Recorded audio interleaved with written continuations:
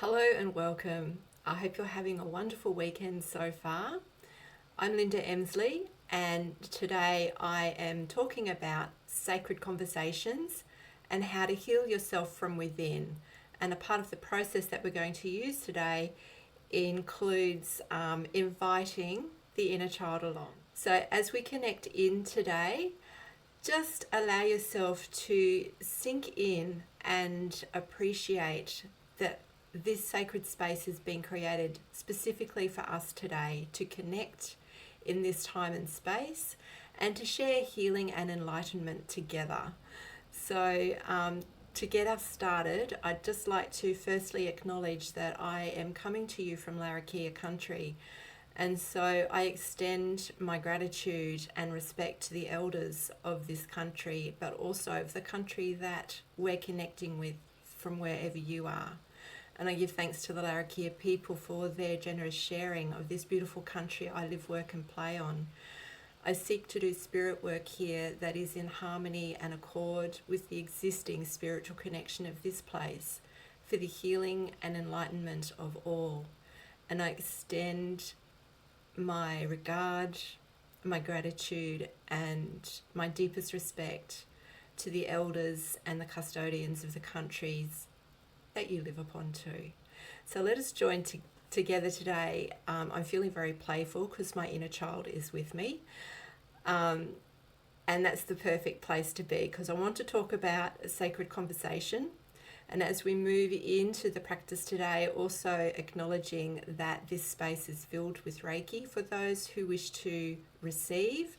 It will flow to you throughout the session. For those who don't wish to receive, that is perfectly fine. The energy will just flow around you, return to the earth for the healing of the earth. And our space is also held within the sphere of protection of the archangels. So I give my thanks for their protection. Archangel Raphael, Archangel Michael, Archangel Gabriel, Uriel, Metatron, Sandalphon, and of course each of our own higher selves as the guardians of the space within. So thank you for your company today. I'm Linda Emsley. I'm a practitioner that lives in Darwin, Northern Territory, Australia, and my focus has been for the last decade or so of working specifically with chronic illness. Over and above that, looking at how we can use the symptoms of chronic illness as a pathway for ascension or spiritual growth. So this is something that's close to my heart as a fibromyalgia carrier, I suppose, person living with fibro myself. It's offered me plenty of opportunity for learning, and it's part of this learning along with my own training that I share with people, so helping with their own healing and looking how to connect with your own resources and flipping the perspective of what you might be living with as being not so much a burden or a challenge or a struggle, but rather as an opportunity. It really boils down to that old question, why is this happening for me? I said it the wrong way around, but why is it happening for me? That's essentially the outcome we come to, rather than why is this happening to me? It's why is it happening for me? So thank you for joining me. My inner child is very playful today, and also I'm a little bit nervous. So that's interesting, isn't it? It's always the interesting information that comes through. Last time we connected, if you were able to join me then, I looked at connecting with the heart space as an inner sanctuary. And today we're going to build on that a little bit more by looking at entering the heart space as a space to connect with wisdom, whether that is your own inner wisdom or seeking guidance from higher wisdom. Today we're going to be working with our inner child, and the really important thing about connecting with the inner space and using it with the inner child is often when we're looking for answers, we may have come to a conclusion ourselves. Our very clever analytical brain has done a lot of processing and analysis and decided that this conclusion that I've come to is the answer. So what I'm inviting you to do today is to lay down your preconceptions and just enter this space with the idea of, what if I didn't actually know what was going on for me? I wonder what it could be. You know, particularly when we're living with a chronic illness, we make decisions very quickly about what's going on and why it's happening and how we're dealing with it, which doesn't leave much space for the wisdom within to actually come say, hey, I've got another thing for you to look at. Why don't you take a look this way? So we need to create that space. That's what today is about, creating that space. So I'm going to take us into a bit of practice, which means that, you know, my eyes will be shut every now and then. I'll endeavour to remember to open them and keep an eye out for questions. But you are welcome to drop questions in whenever they come up. Please do that. If I miss them, just drop them in again. I'll see them eventually. So let's move into practice together. I'd like us to start with Gasso. I'm a Reiki master, so Gasso is a very special gesture, practice, movement for me. So just bringing the palms gently together and leaving a little bit of space. We don't want to squash them flat, just a little bit of space between the palms, like you've got a little butterfly in there. And then bringing the hands to rest so the thumbs nestle in against the sternum. And automatically my eyes want to close when I do this. It's such a familiar practice for me. But as you do it, just be really conscious of bringing the palms together, how that brings left and right, masculine and feminine. It's bringing us from a place of duality to a place of unity. Just this simple gesture. And then as we bring it in close to the heart space and just allow the head to gently bow just a little, it brings on a sense of gratefulness and also an aura perhaps of humbleness. It's almost like just doing this gesture helps us find our place in the universe. So bringing your palms together, closing the eyes if that's safe and comfortable. If you prefer to have your eyes open, just lower the gaze and soften your focus.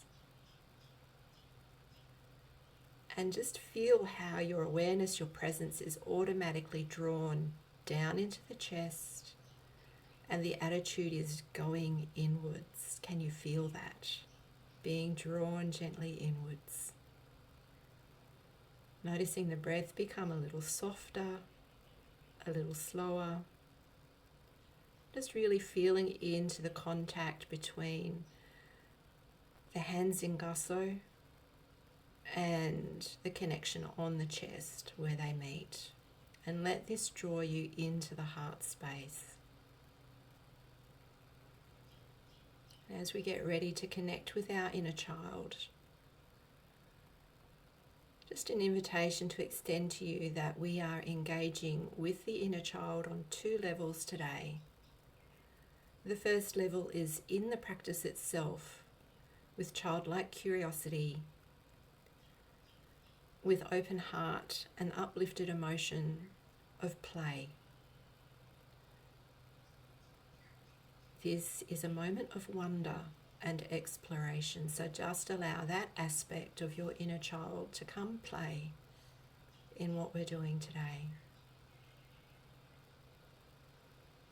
Feeling that setting the tone in the heart space.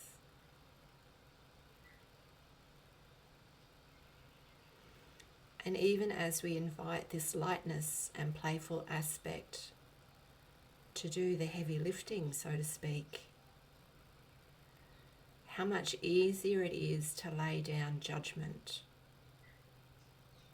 to lay down perception, to lay down conclusions we've already drawn. How much easier it is to move into the space of, I wonder, what is that? How curious.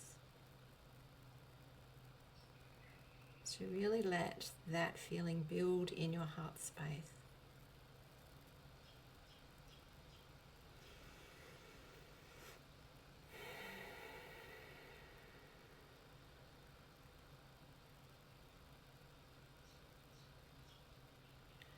Just bringing your conscious awareness to the breath now.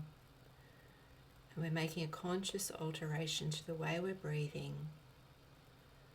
Keeping your attention, your awareness in the heart space, but consciously connecting the belly and the breath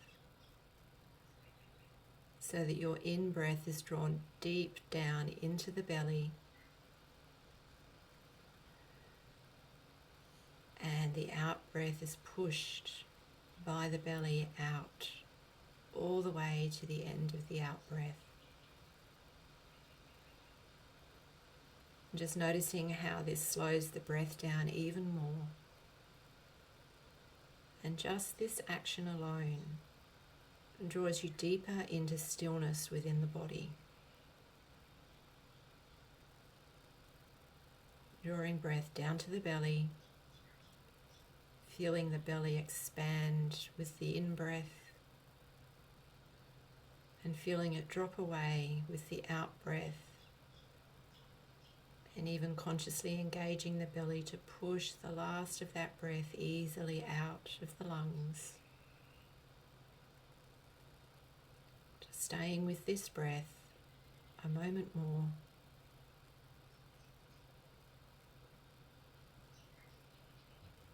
And taking note of how you feel in the body.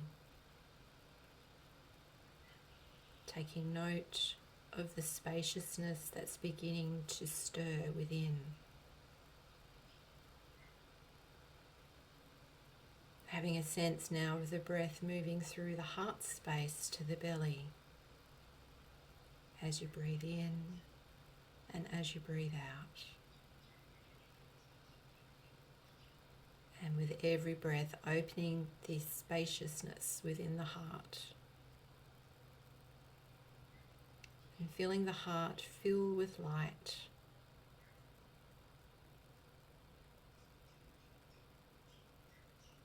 Just allowing yourself to float in the space that's opening within your heart. Staying connected to that sense of wonder and curiosity and delighted playfulness.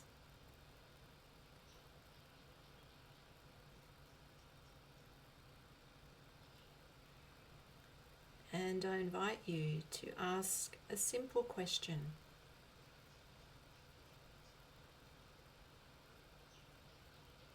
Who shall I connect with today? What part of me would like to tell me something? And it may be a very young version of you. Perhaps it's your teenage self. Even young adult self. Just extending that invitation into the heart space. And breathe.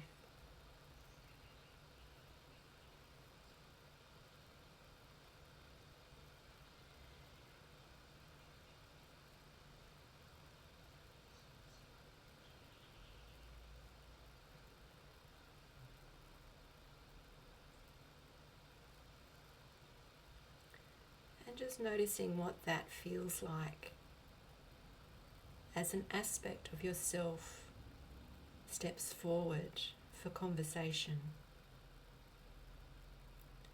Noticing what you feel in the body. Noticing the information you receive, whether it's a colour, a sound, a sensation, a memory, or whether it's just quiet openness.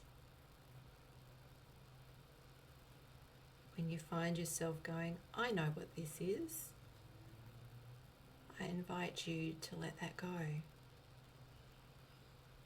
and let it be whatever it is.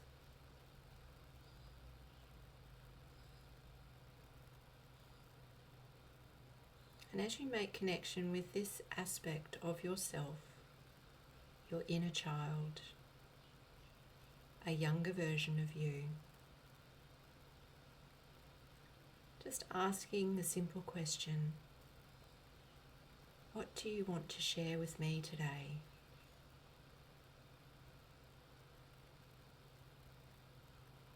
Just letting that question resonate in the heart space. And whenever thoughts intrude or you feel a rush to answer,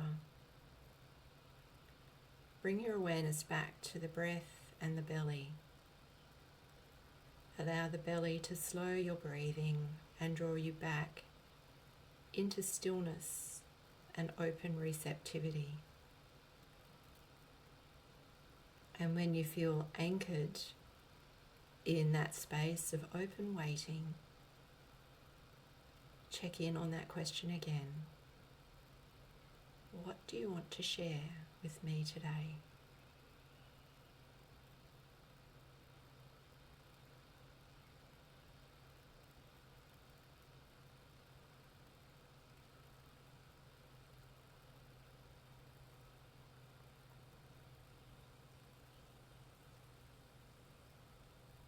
And while we're in this space of open waiting,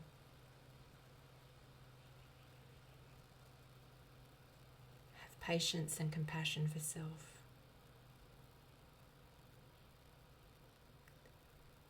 Have gratitude for the information that's coming through in whatever form that may be. And have understanding that this is a new skill that needs to be learned, honed, developed. So be easy. Release the pressure. Release the expectation. Quietly receive.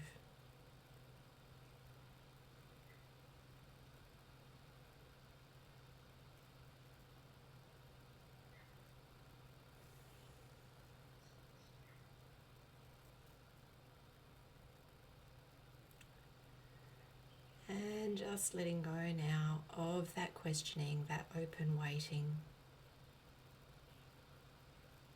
Just moving back into the heart space quietly and letting go of that deep belly breath. Letting the breath relax into its usual rhythm. As you feel your awareness moving back to its usual place of residence. And just letting the hands relax and drop down into the lap or wherever is comfortable.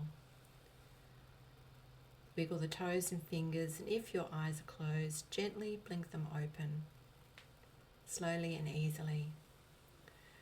And while you're still in this space, think of a word or two to describe what you felt, what you received. This is a way of naming and claiming your experience so that it becomes understood and familiar. And if you feel inclined, feel free to share it in the chat, just a word or two about what you experienced. And also if there are questions that are coming up right now, I'm happy to answer questions as we keep moving along. So connecting with the inner child on those two levels is really important and powerful, when we're starting to explore things particularly to do with illness. The idea of connecting with play makes it easier for us to raise our vibrations to a level where higher wisdom can actually start to meet us. It's hard when you are living with pain, fatigue, brain fog, all of those things, to not have a low vibe often. So whatever we can do to start lifting that vibration is going to help us not just feel better in ourselves and have a different experience of whatever it is that we're living with. It's also going to make it easier for higher wisdom to get through to us, because we need to actually, come into coherence. We need to be able to match the frequency so that we can receive the information. It's always there, but it's kind of like, here's this wave of information going along here, and here's me down here going, I'm not feeling so flash today. But I'm not meaning to minimize anybody's experience by speaking in this way. It's my inner child is wanting to play, which is great for this particular work. So are there any thoughts or ideas about how we just connected then? Is that something that you've done before? Is it slightly different to the way you do things? I'm curious. My inner child is curious. So feel free to share that. The important thing to remember is that conscious intention to go into some form of practice, whether it's sacred conversation, whether it's meditation, whether it's connecting with spirit guides, whatever that process is for you, to get your vibration as high as you possibly can. So connecting in Gaso, in the heart space, is a beautiful way to kind of, what's the word I'm looking for? Jumpstart. Jumpstart's not the word I was looking for, but it will do. Jumpstart, because we are already diving into the innate frequency of unconditional love that resides in the heart space. So connecting there makes perfect sense. Now, let me just check, make sure that I stay on track with what I want to actually share today.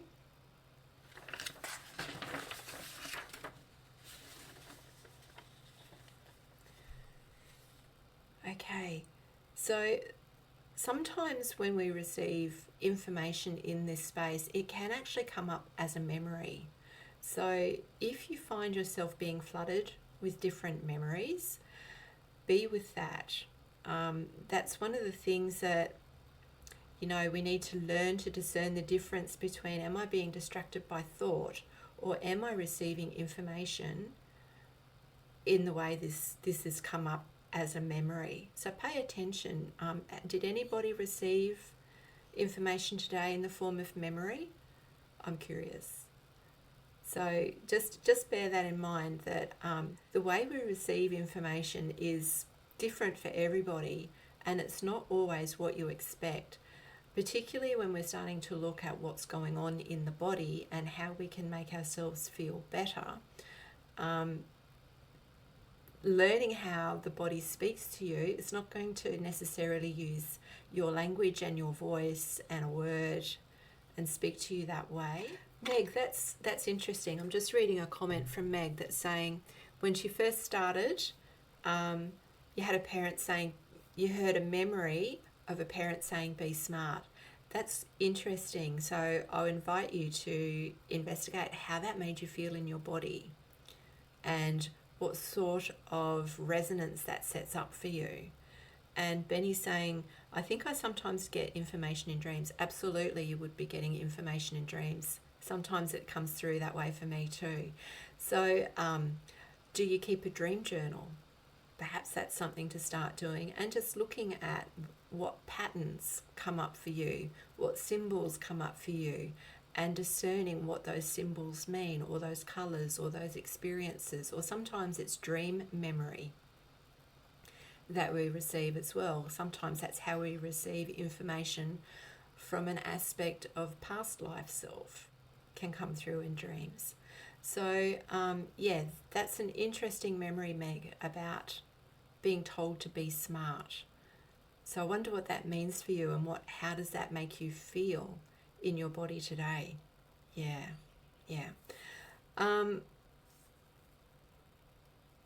Okay. So memories are something that I find often with the inner child, and sometimes, we don't actually have to go into deep involved practice to start getting the information that we need. How many of you receive shower downloads? Can I ask that question? You're in the shower and all of a sudden you'll get a download of an inspiration, a beautiful idea, something to do for the day, or if you're in your own business, something to take forward in your business. But also, this is a place where sometimes memory comes up, and it's an aspect of yourself coming up to say, hey, remember this? How do you feel about that now? What's the difference between now and then? How have we changed? How have we grown?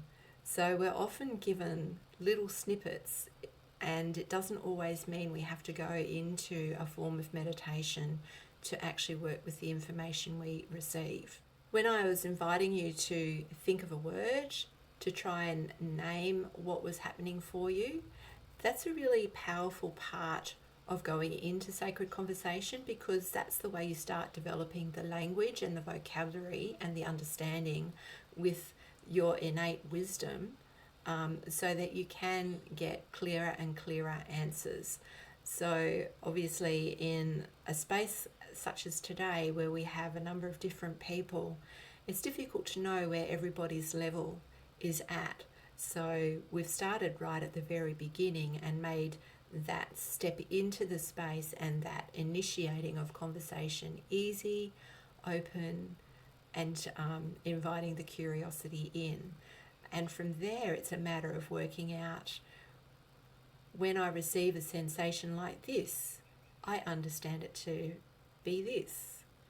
So it's one of those practices that you need to keep coming back to, and perhaps journaling with it to keep current with what's going on and what your understanding of what you're receiving is. This is particularly powerful if you're working with this tool in relation to chronic illness and you're wanting to manage symptoms in a different way.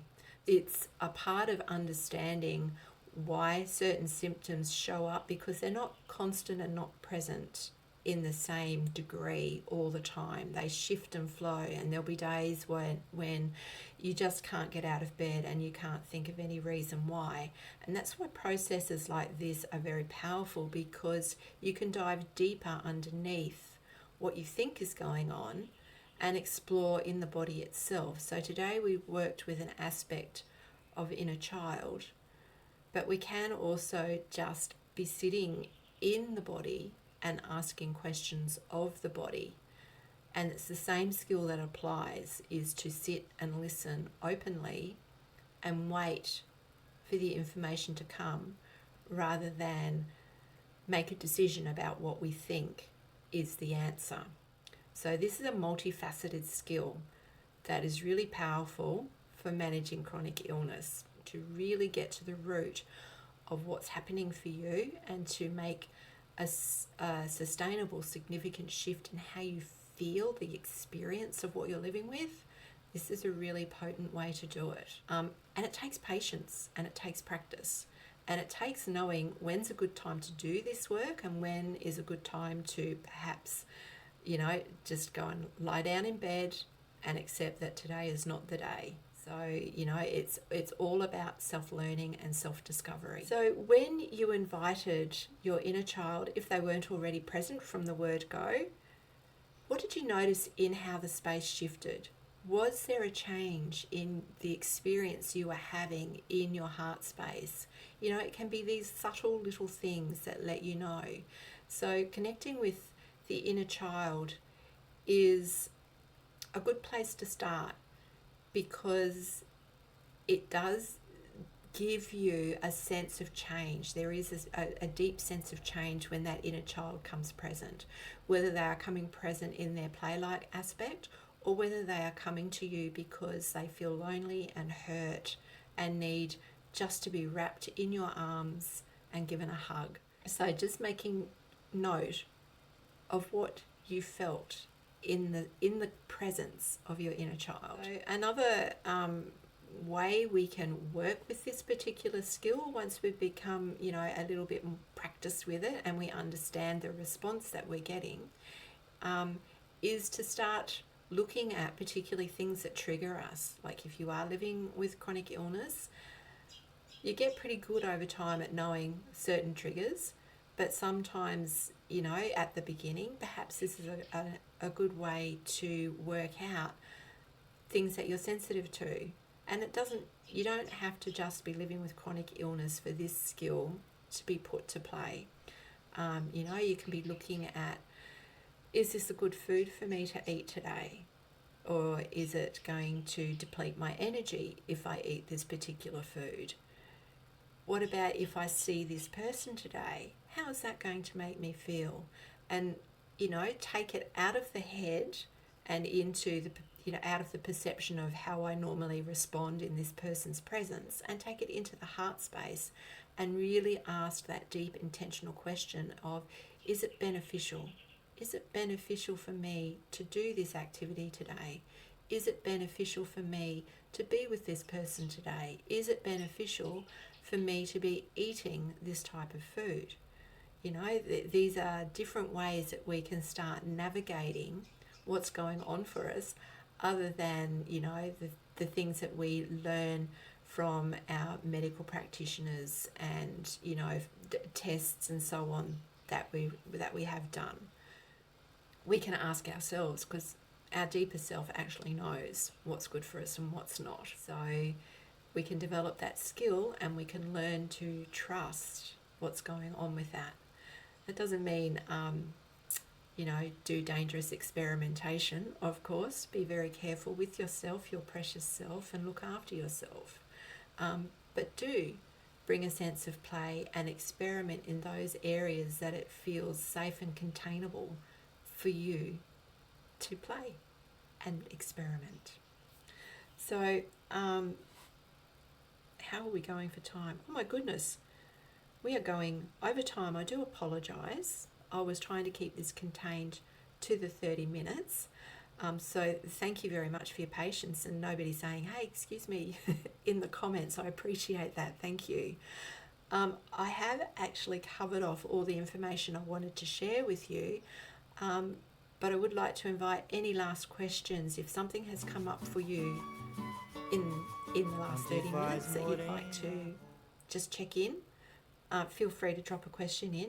I need some elevator music to play in the background just in case, just to give time for people who might be trying to type questions in. But in the meantime, I will just let you know that I will be talking again next month about things to do with flare-ups and how we can look at some of these spiritual development tools to manage our flare-ups, and how we can determine the difference between what is an illness-invoked flare-up and what is actually a response to energetic up-leveling. On from that, I want to take some of the stuff that we mentioned today a little deeper and look at how we can connect with pain in a way that is healing and not overwhelming. Okay, so those are the talks that are coming up in future. So if that's of interest to you, I'd love to see you there. In the meantime, I'm Linda Emsley, and I'm so grateful that you've joined me today. I hope that you got time to connect with your inner child and receive some useful information that is going to help make a change in the way you're experiencing whatever it is that you're dealing with at the moment. If you'd like to stay connected with me, check out my profile. I also have a group called Transcend, Thrive with Chronic Illness. You're most welcome to come and join me there. If not, I'll see you in a couple of weeks' time for the next talk.